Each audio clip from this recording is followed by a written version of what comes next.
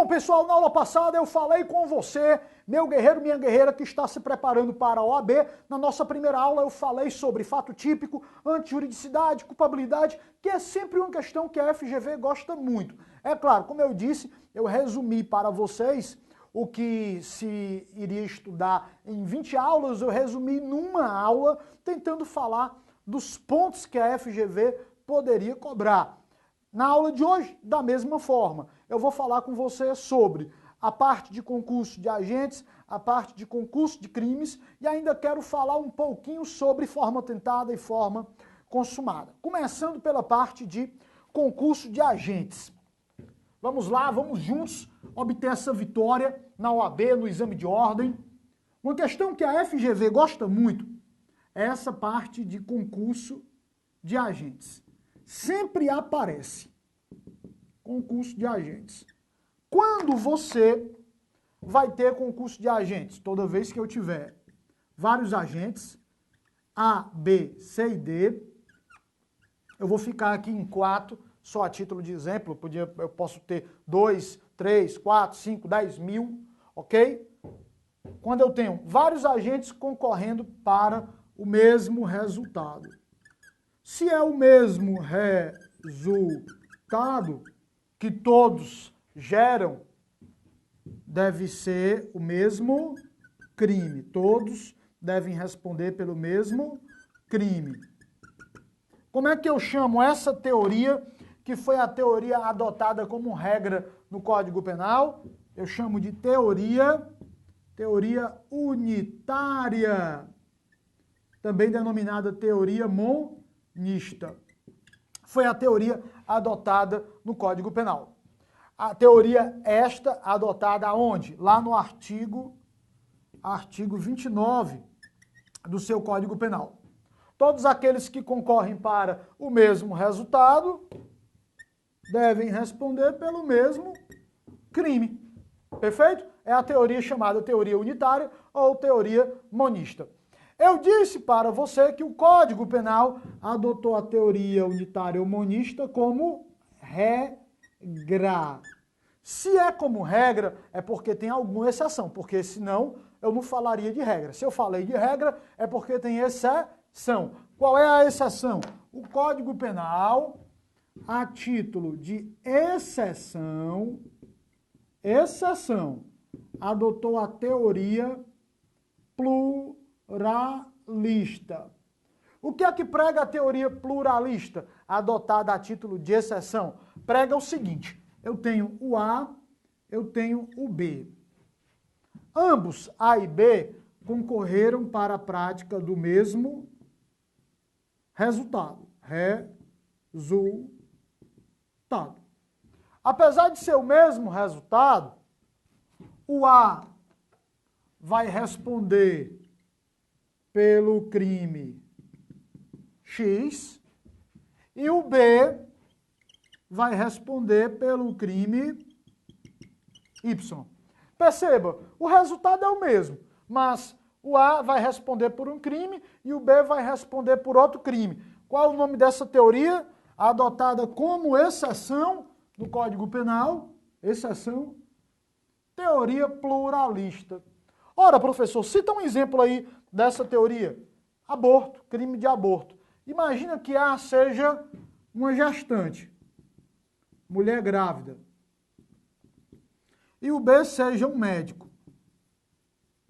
A gestante procura o médico: doutor, eu queria realizar um aborto. O médico chega e diz, na hora, R$5.000 e a gente realiza o aborto que você quiser. Ela paga e o médico realiza o aborto na gestante. Veja, gestante e médico provocaram o mesmo resultado, que é a destruição do feto. Destruição do feto, da vida intrauterina. Perfeito? Apesar de ser o mesmo resultado, vão responder por crimes distintos. Ela responde pelo aborto do artigo 124 do Código Penal. E ele, o médico, responde pelo crime de aborto do artigo 126 do Código Penal. Ela responde pelo crime de dar o seu consentimento para a prática de aborto provocado por terceiro, e o médico responde pelo crime de provocar aborto, que é o artigo 126, provocar aborto com o consentimento da gestante. Mesmo resultado, mas crimes distintos. Exceção à teoria que foi adotada como regra, a teoria unitária. Professor, mas essa teoria que o senhor acabou de citar é exceção à teoria pluralista. Por quê? Porque eu fiz menção aqui, caso a FGV pergunte se tem exceção. Tem exceção. Mas a regra, onde você precisa fixar a sua atenção, o Código Penal adotou a teoria o quê?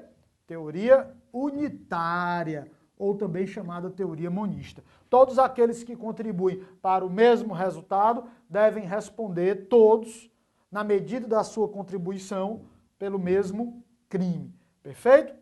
Cada qual irá responder penalmente na medida da sua contribuição. Isso é muito importante, porque quando se fala de concurso de agentes, eu tenho a figura do coautor e eu tenho a figura do partícipe. Em relação à coautoria e participação, o Código Penal adotou qual teoria? A teoria restritiva. O que é que estabelece a teoria restritiva? Coautor é quem executa o verbo núcleo do tipo. É quem executa o verbo que é o núcleo do tipo a ação nuclear. E partícipe é quem contribui de outra forma. Contribui de outra forma, sem desenvolver aquela conduta descrita na norma penal, sem praticar o verbo. Exemplo, vamos falar do homicídio. Matar alguém. Eu tenho aqui o crime de homicídio, matar alguém. Perfeito? Matar alguém. Professor, o A deu um tiro. Então ele é coautor. O B também executou a ação de matar. Enquanto o A atirava, o B foi lá e esfaqueou a vítima. Executou a ação de matar. O C era aquele indivíduo que segurava a vítima para o B esfaquear. Ele também é coautor. Todos os três, A, B e C, são coautores. Estão executando o verbo núcleo do tipo, a ação de matar. E o D, professor? Esse D aqui que ficou por último aqui. O D nem estava lá. Nem estava no local. Poxa, professor, se ele estava no local, então eu devo excluir a responsabilidade penal do D. Errado. Porque o D foi aquela pessoa que prestou informações indispensáveis acerca da vida da vítima para que A, B e C pudessem executar a ação de matar. O D foi quem disse, foi aquela pessoa que disse onde a vítima se encontrava, que horas a vítima chegava e como chegava. Conhecia tudo da vida da vítima e prestou todas as informações ao A, ao B e ao C. Ele contribuiu? Contribuiu. Se ele contribuiu, ele vai responder com A, B, C para a prática do mesmo crime de quê? De homicídio, artigo 121. Só tem um detalhe. No direito penal, quem tem uma participação de menor importância, como é o caso, você não tem como comparar, né? Imagina, dar informações sobre a vítima, chegar e matar a vítima. A conduta aqui de A, B, C é principal. A conduta de D é acessória. O partícipe é aquela pessoa que contribui de outra forma. E quando a participação for de menor importância, anote aí essa observação que a FGV poderia cobrar. Quando a participação, quando for de menor importância,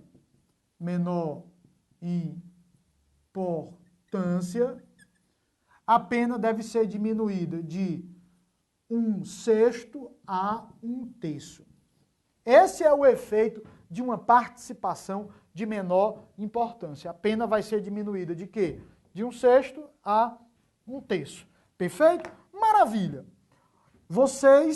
Você já entendeu isso daqui que eu acabei de expor, que eu já acabei aqui de explicar. Agora eu vou falar de um outro tema que é muito importante na parte de concurso de agentes, muito cobrado em prova também. Quais são os requisitos do concurso de agentes? A banca adora essa questão. Questãozinha muito querida também pela banca. Requisitos. Requisitos do concurso de agentes. Requisitos. Quando perguntarem isso em prova, qual é o primeiro requisito do concurso de agentes? Pluralidade de agentes. Pluralidade de agentes. É óbvio, é o requisito mais óbvio. Segundo requisito, unidade delitiva. Unidade delitiva. O que é que significa essa unidade delitiva? Todos devem responder pelo mesmo crime. Mesmo crime. Daí porque, lembra aquele caso que eu citei como exemplo aqui no quadro para você, do médico e da gestante, em que o médico realizava o aborto e a gestante dava o seu consentimento para a prática do aborto? Não existe concurso de agentes. Por que não existe concurso de agentes? Porque para ser concurso de agentes deve existir unidade delitiva. E naquele exemplo que eu citei, a gestante responde pelo artigo 124 e o médico responde pelo artigo 126. São crimes distintos de aborto. Como são crimes distintos, não existe concurso de agentes entre a gestante e o médico. Daí porque eu posso ter numa praia 3 amigos, eu tenho 3 amigos numa praia, o A, o B e o C. Um subtraiu o celular de uma pessoa que tinha ficado em cima da mesa enquanto a pessoa ia tomar um banhozinho de mar. O A viu aquele celular dando sopa, foi lá e subtraiu. Praticou lá o quê? Um furto. O B encontrou lá a sua namorada numa conversazinha boa, batendo um papozinho com o ex-namorado, o cara ficou com raiva, ciumento, foi lá e deu um murro na cara do ex-namorado dela com o qual ela estava conversando ali na hora. Cometeu uma lesão corporal. E o C, ali na saída da praia, encontrou o inimigo, pessoa que ele queria matar há muito tempo, e resolveu matar o inimigo. Praticou um homicídio. Todos desenvolveram condutas estando ali no mesmo local, na praia, esses amigos, o A, o B e o C. Eu posso falar que teve concurso de crimes, eu posso falar que teve concurso de agentes pelo fato de eles estarem no mesmo local? Não. Cada um desenvolveu uma conduta gerando um crime diferente. Não pode. Isso aqui não é possível. Isso aqui não gera concurso de agentes. Para ser concurso de agentes, eu tenho que ter pluralidade de agentes e eu tenho que ter unidade delitiva, que significa praticar o mesmo crime. A FGV gosta muito desse tipo de questão. Terceiro elemento, a relevância causal dessas condutas. Essas condutas devem ser condutas relevantes. Porque se for uma conduta irrelevante, o A, por exemplo, foi alimentado pela sua mãe. Sua mãe, meu filho, tome aqui uma sopinha. Depois da sopinha, ele foi matar uma pessoa. Eu posso dizer que a sopinha que a mãe dele deu foi uma conduta relevante? Aí eu vou colocar a mãe dele no meio da história? Claro que não. Então as condutas devem ter o mínimo de relevância, mesmo que o indivíduo seja um partícipe, que é aquela pessoa que contribui de forma acessória, que vai ter, portanto, sua pena diminuída de 1/6 a 1/3, mesmo que seja um partícipe, mas tem que ter alguma relevância, perfeito? Como é o caso daquele exemplo que eu citei, do indivíduo que deu as informações de onde a vítima estava, localização, como é que a vítima chegava, que horas chegava, informações que tiveram um mínimo de relevância. E quarto elemento, esse aqui cai feito água, aparece feito água em prova, é o chamado elemento que? Subjetivo, nexo psicológico. Nexo psicológico, também chamado de nexo subjetivo. O que é que significa, professor, esse nexo psicológico ou esse nexo subjetivo? Depois da relevância causal, eu preciso verificar ainda se entre os agentes existia nexo psicológico ou nexo subjetivo. Muito simples, significa que todos querem o mesmo resultado, todos desejam o mesmo resultado. É a anuência, é essa aderência de uma vontade à vontade do outro. Porque muitas vezes você utiliza aquele ditado, diz-me com quem tu andas que eu te direi quem é. Esse ditado não serve para incriminar as pessoas, não. Eu posso, por exemplo, estar numa roda de amigos, num grupo de amigos, aí quer dizer que se um deles comete um crime, todos os outros vão responder penalmente. Quer dizer que se eu estou do lado de um amigo meu, esse amigo meu resolve cometer um crime, eu cometi um crime também por estar do lado dele? Claro que não. Você precisa provar que eu queria o mesmo resultado, que eu desenvolvi uma conduta que tem um mínimo de relevância causal, perfeito? Eu tenho que ter todos esses requisitos. Não basta pluralidade de agentes. Eu tenho que ter pluralidade de agentes, unidade delitiva, relevância causal e o nexo subjetivo, o nexo psicológico. Às vezes, eu estou com uma pessoa, a pessoa por conta dela, sem que eu tenha nenhum tipo de participação, nem mesmo moral, eu nem queria o que ela quis, ela comete o crime. O que é que eu tenho a ver com isso? Só o fato de eu estar junto faz com que eu responda penalmente também? Claro que não. Tome cuidado com isso daí. É o nexo psicológico ou nexo subjetivo. A questão que a FGV ama, inclusive, é a questão que a FGV já cobrou em prova, é a diferença do nexo psicológico ou nexo subjetivo para o acordo prévio. Acordo prévio. Não misture, não confunda nexo psicológico com acordo prévio. Às vezes, a pessoa tem nexo psicológico subjetivo e não existe acordo prévio. Qual é a armadilha que a FGV cobra? Ela pega e substitui na hora da prova, na hora de falar. São elementos do concurso de agentes. São requisitos do concurso de agentes. Constituem requisitos do concurso de agentes. Em vez de nexo psicológico, coloca acordo prévio. Você acredita nisso aí e você erra a questão. O acordo prévio não é requisito do concurso de agentes. Por quê? Porque eu posso ter concurso de agentes sem acordo prévio. Um exemplo, eu estou num restaurante com a minha esposa e tem outras pessoas com as suas esposas no restaurante, tem gente com a sua namorada, tem gente com a sua noiva, pessoas acompanhadas com as suas respectivas esposas, namoradas, noivas, no restaurante. Chega um indivíduo, baixa as calças e fica importunando o pudor das mulheres. Professor, que loucura! Exatamente. O cara louco baixa as calças, fica nu na frente da tua esposa, na frente da tua namorada, importunando o pudor desta no restaurante. Todo mundo fica com raiva, se levanta. Eu nem conheço o cara que está na minha mesa do lado. Mas como o cara importunou o pudor da minha esposa e da esposa da pessoa que estava do lado, todo mundo se levanta e começa a bater no cara. Bater, até a morte.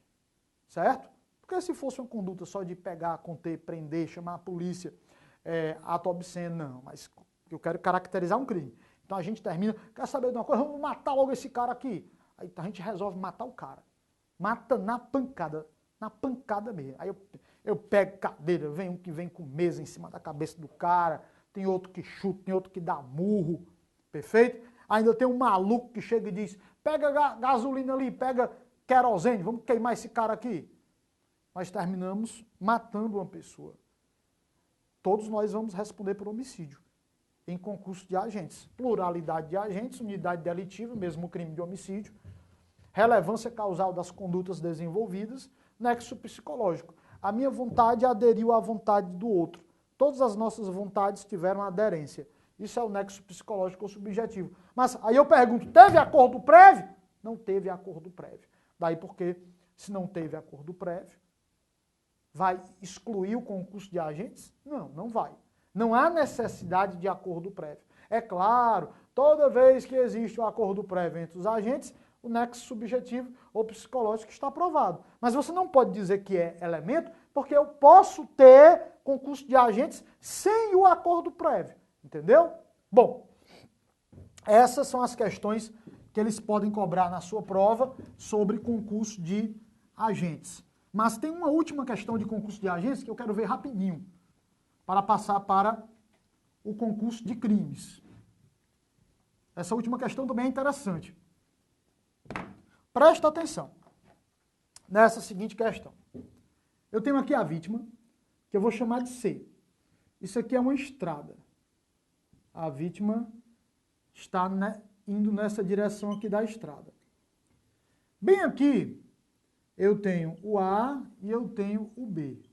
Escondidos ambos entre arbustos, no meio de uma mata, onde tem essa estrada, estão esperando a vítima passar para matá-la. Estão esperando a vítima passar para matá-la.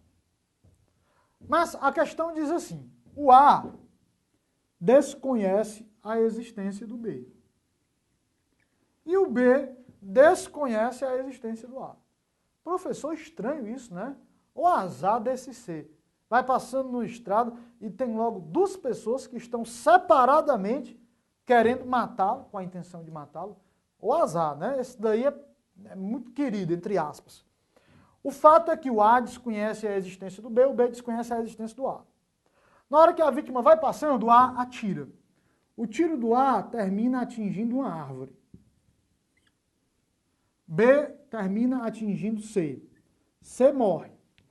Vamos lá. Eu posso dizer que existe concurso de agentes entre o A e entre o B? Não pode. Por quê? Porque falta um requisito indispensável do concurso de agentes. Falta o nexo psicológico ou subjetivo.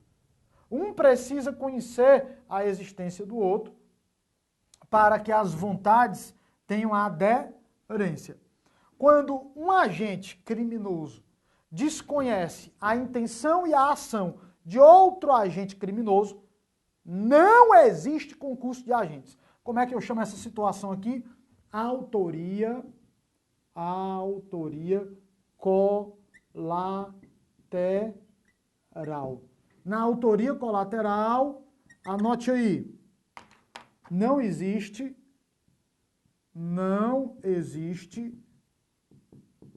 concurso de agentes. Concurso de agentes. É uma excelente questão de prova que a FGV poderia cobrar. Como não existe concurso de agentes, cada um vai responder penalmente pelo que causou. O A vai responder, como o tiro do A terminou atingindo a árvore, o A responde por homicídio na forma tentada. Como o tiro do B foi o que causou a morte da vítima, B vai responder por homicídio consumado. Está claro? A FGV pode cobrar essa questão. E ainda existe a possibilidade de uma autoria chamada autoria colateral incerta. Ainda tem essa possibilidade de uma autoria, que é uma autoria colateral, mas é chamada de autoria colateral incerta. Quando é que haverá autoria colateral incerta? Quando não é possível saber qual dos dois causou o resultado. Um exemplo. Um tiro atingiu a árvore e o outro atingiu o C e matou o C. Mas eu não sei dizer, fica um ponto de interrogação aqui. Se o tiro que matou partiu da arma do A ou se partiu da arma do B. Se os dois estivessem agindo em concurso de agentes, não teria nenhum problema. Por que não teria nenhum problema? Porque em concurso de agentes pouco importa saber qual foi o tiro que causou efetivamente a morte, porque seria concurso de agentes. Mas como não tem concurso de agentes, porque na autoria colateral um não sabe da existência do outro, não pode ter concurso de agentes, cada um responde pelo que causou. Mas eu não sei, eu não consigo saber qual tiro, da onde foi que partiu o tiro que matou a vítima. Fica a dúvida. Se ficar a dúvida, aplica-se o princípio indúbio pro réu. Mesmo morrendo C, A responde por homicídio na forma tentada e B responde por homicídio na forma tentada nas hipóteses de autoria colateral incerta. É outra questão maravilhosa que a FGV poderia cobrar para você. Perfeito? Maravilha, professor. Só para fechar aqui o concurso de agentes, uma última questão de concurso de agentes que eu não posso deixar passar é o artigo 30. O artigo 30 do Código Penal, o que é que estabelece? Não se comunicam as circunstâncias de caráter pessoal, salvo quando elementares do crime. Olhe bem, as circunstâncias de caráter pessoal do A pertencem ao A. As circunstâncias de caráter pessoal do B pertencem ao B. Tá bom? Quando é que tem comunicação de circunstâncias de caráter pessoal? Quando forem elementares do crime. O que é elementar do crime? Por exemplo, matar alguém. Eu tenho dois elementos do crime aqui do artigo 121. O elemento matar e o elemento alguém. Matar e alguém. Tem alguma circunstância de caráter pessoal? Tem não, professor. Não tem. Mas e no crime de peculato? Artigo 312. Peculato é um crime praticado por funcionário público que vai o quê? Se apropriar, subtrair ou desviar bem, dinheiro, valor da administração pública. Tem circunstância de caráter pessoal no peculato? Tem, professor. Tem circunstância de caráter pessoal. Se tem circunstância de caráter pessoal, qual é a regra? Se comunica. Por isso que quando o funcionário público comete uma apropriação, uma subtração, um desvio de bem, de dinheiro, de valor da administração pública, em concurso com um particular, que não é funcionário público, mas sabe que o funcionário público é funcionário público, sabe que esse agente, o A, é funcionário público, tem conhecimento. A circunstância de caráter pessoal se transmite ao particular, fazendo com que o particular responda pelo mesmo crime. Ou seja, ambos vão responder pelo artigo 312 do Código Penal. É o que você vai encontrar no artigo 30 do seu Código Penal. Agora, eu vou falar rapidinho aqui para vocês do concurso de crimes, que é bem mais fácil do que concurso de agentes, diga-se de passagem.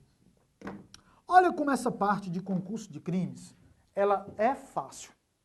Agora não é mais concurso de pessoas, de agentes. Agora eu vou ter uma pessoa, ok? Eu vou ter uma pessoa que ela, através de duas ou mais ações, vai gerar dois ou mais crimes. Quando eu tenho isso, eu chamo de concurso material. Quando é que ocorre o concurso material? Que você vai encontrar previsto lá no artigo 69 do seu Código Penal. Toda vez que uma pessoa, mediante duas ou mais condutas, vamos dizer conduta A, conduta B, conduta C. Mediante duas ou mais condutas, gera dois ou mais crimes. A conduta A gera o crime X, a conduta B gera o crime Y e a conduta C gera o crime Z. Ok? Por exemplo, na conduta A, esse indivíduo aqui que eu vou chamar de Simão.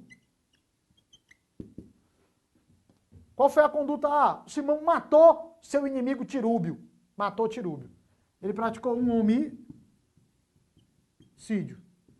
Na conduta B, o Simão resolveu assaltar um banco. Ele praticou um crime de quê? De roubo. Na conduta C, o Simão resolveu praticar um estupro. Conheceu uma mulher numa boate, depois foi com essa mulher para um motel, ela não quis manter conjunção carnal com ele, ele forçou a conjunção carnal mediante violência ou grave ameaça. Praticou um estupro. Quando eu tenho uma pessoa, no caso o Simão, uma pessoa, veja que não é concurso de pessoas. Concurso de pessoas eu tenho 2 ou mais pessoas. Aqui eu tenho uma pessoa, o Simão. Uma pessoa que mediante 2 ou mais condutas, a título de exemplo eu coloquei 3 aqui, gera 2 ou mais crimes, 3 crimes, homicídio, roubo, estupro, eu tenho o chamado concurso material. Sabe qual é o efeito do concurso material? As penas serão somadas. Eu vou somar a pena do homicídio com a pena do roubo, com a pena do estupro, para chegar na pena definitiva. Perfeito? Esse é o concurso material. Mas eu posso ter também um outro tipo de concurso previsto no artigo 70 do Código Penal. Que outro tipo de concurso é esse, professor? É o chamado concurso formal. É o chamado concurso formal. Quando é que você vai ter concurso formal? Quando o agente, perceba, um só agente, o Simão, é de novo o Simão. Só que o agente, mediante uma única conduta, olhe bem, no exemplo anterior de concurso material, ele tinha que praticar a conduta A, conduta B, conduta C, gerando o crime X, Y e Z. Aqui não tem isso. Aqui é uma única conduta. Ele gera vários crimes. Gera crime X, crime Y, crime Z. Ok? Vamos dar um exemplo aqui. O Simão é motorista de ônibus. Ele vai dirigindo ônibus numa estrada, adormece no volante. Muito cansado, com muito sono, ele termina dormindo. O ônibus cai num açude e 3 pessoas morrem. Ele vai responder por 3 crimes de homicídio. Morre o João, ele vai responder pelo homicídio aqui do João. Morre o Pedro, ele vai responder por outro crime de homicídio contra o Pedro. Morre a Maria, é outro crime de homicídio. Ele cometeu através de uma única conduta negligente, adormeceu na direção do veículo automotor, ele cometeu o quê? 3 crimes de homicídio. Como é que eu faço o cálculo da pena nesses casos? Se as penas forem idênticas, por exemplo, eu tenho pena de 4, 4, 4. Se as penas forem idênticas, eu pego uma das penas, 4, e aumento de 1/6 até a metade. De 1/6 a 1/2. Ok? De 1/6 a 1/2. Vamos, para facilitar o cálculo aqui, aumentar da metade, 2. A pena vai ser de quanto? 6. Como é que eu chamo esse cálculo de pena? Princípio da exasperação. Princípio da exasperação da pena. E se as penas forem diferentes? Imagine que as penas sejam 4, 2 e 2. Eu pego a maior das penas, se forem diferentes, 4, e aumento de 1/6 a 1/2. Perfeito? Quando forem idênticas, eu chamo de concurso formal homogêneo. Quando forem diferentes, eu chamo de concurso formal heterogêneo. Mas tem um detalhe. O concurso formal, ele pode ser de 2 tipos. E eu quero encerrar a aula com essa observação. O concurso formal pode ser perfeito, mas também pode ser imperfeito. Eu tenho 2 tipos de concurso formal. O imperfeito é o que eu vou explicar agora. O perfeito foi o que eu acabei de explicar. Foi inclusive esse exemplo aqui. O imperfeito é o que eu vou explicar agora. No imperfeito, os desígnios são autônomos. Os desígnios são autônomos. O que é que significa isso, professor? Autônomos. O que é que significa isso? Dizer que são autônomos. Através de uma única conduta, ele queria cada um desses resultados. Vou dar o seguinte exemplo para vocês. Ele agiu com dolo e ele queria cada um dos resultados. Digamos que o Simão tenha matado 30 pessoas explodindo uma bomba dentro de uma boate LGBT. E ele com preconceito homofóbico, nós tivemos um caso, né, de repercussão internacional triste lá nos Estados Unidos sobre isso. Ele com preconceito, em razão da homofobia, ele explode uma bomba dentro de uma boate LGBT e mata 30 pessoas. O que é que ele queria? Ele queria matar o maior número possível de pessoas. Através de uma única ação, se ele pudesse, ele queria matar todos que estavam ali. Então ele queria cada um dos resultados, queria. Mas veja, continua sendo uma única conduta. É diferente daquele caso de repercussão internacional em que era o atirador. O cara chegava, atirando. Se ele está atirando várias vezes, são várias condutas, várias mortes. Por isso que eu mudei o exemplo. Porque se forem vários tiros, concurso material. Mas se eu instalo uma bomba e vou explodir uma bomba, é uma única conduta. Só que uma única conduta que gera vários resultados e eu quero todos esses resultados. Os desígnios são autônomos. Sabe o que acontece se os desígnios forem autônomos? Eu não vou aplicar a exasperação, não. Eu vou somar as penas. Eu vou aplicar o princípio do cúmulo material. Cúmulo material. Eu não vou aumentar, se os desígnios forem autônomos, as penas de 1/6 a 1/2. Eu vou somar todas as penas. Por cada homicídio ele recebeu, por exemplo, 20 anos. Vamos dizer, por cada homicídio ele recebeu 20 anos de pena. 20 anos vezes 30 pessoas, eu vou somar todas essas penas, eu vou ter aqui 600 anos de pena. Claro, todo mundo vai dizer, lá no artigo 75 do Código Penal, o cumprimento máximo de pena no Brasil é de quanto? São 30 anos. O cumprimento máximo de pena é de 30 anos. Não pode passar disso aí. Mas a pena pode chegar a qualquer valor. Mas o cumprimento máximo, 30. Perfeito? Portanto, pessoal, é uma boa questão também perguntar sobre concurso formal perfeito e imperfeito para vocês na prova da OAB. Estamos juntos, até a vitória, força, viu? Vamos lá. E depois não esqueça de convidar o professor Emerson no seu churrasco de aprovação da OAB, porque você vai ser aprovado. Detonando.